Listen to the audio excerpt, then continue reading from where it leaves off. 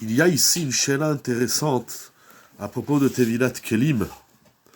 Un patron juif qui a des employés non juifs, qui leur laisse à disposition la cuisine ou un coin où ils peuvent manger, prendre leur repas, et le patron leur achète des ustensiles pour manger, des couverts, des assiettes, etc. Ces ustensiles qui sont utilisés uniquement par les employés non juifs, le patron doit-il les tremper au mikvé? Le Da'at Kedoshim dit qu'il doit les amener au mikvé, parce que la notion de Tevilat Kelim dépend de la propriété, et puisque ces ustensiles appartiennent à un juif, il doit les amener au mikvé.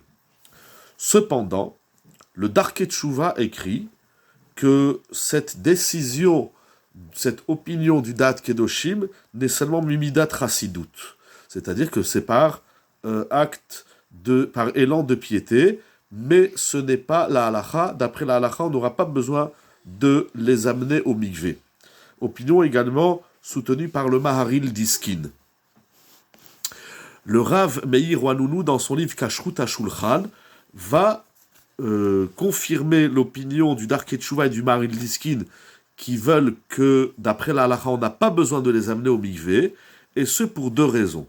Premièrement, la notion de Tevilat Kelim ne dépend pas de la propriété, mais dépend de l'usage que l'on fait. C'est-à-dire, si le juif achète ses ustensiles et il les utilise lui-même, alors il aura le devoir de les amener au mikvé. Mais si il ne les achète uniquement pour l'utilisation de ses employés non juifs, il n'aura pas besoin de les amener au mikvé. La notion de Kele Seouda, comme nous avons déjà soulevé plusieurs fois, c'est très important. Les Ilchot Tevilat Kelim tournent autour de cette notion qui s'appelle Keli Seouda. Keli Seouda, c'est-à-dire j'achète un ustensile dans lequel je vais, moi, Israël, manger ou préparer la nourriture. Mais si j'achète ces ustensiles et ils ne sont qu'à la disposition de mes employés non juifs, ils seront dispensés de Tevilat Kelim.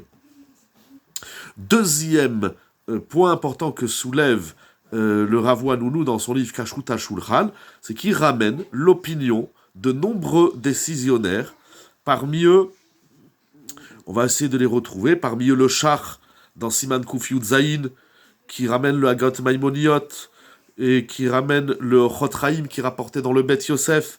Telle est également l'opinion du Taz, du Pri Chadash, du Da'at Torah, du Machane Ephraim, du Makom Shmuel, du Aruch HaShulchan. Tous ces grands décisionnaires de la halacha pensent qu'on a le droit de donner à manger, c'est-à-dire d'acheter de la nourriture pas cachère à ses employés non juifs, même si c'est de la nourriture interdite mideoraita.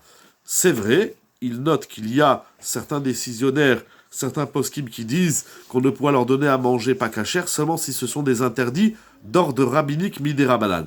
Il dit donc, d'après tous ces décisionnaires qui permettent, par exemple, d'après le Shach, le Taz, tous ces décisionnaires que nous avons cités, le patron juif a le droit d'aller acheter du cochon pour ses employés non juifs ou tout autre aliment pas cachère, quand bien même ce sera un interdit minatora. Il dit donc, d'après ceux qui permettent d'acheter de la nourriture non cachère minatora pour ses employés non juifs, a fortiori qu'on aura le droit d'acheter des ustensiles et qu'on n'aura pas besoin de les tremper au mikvé.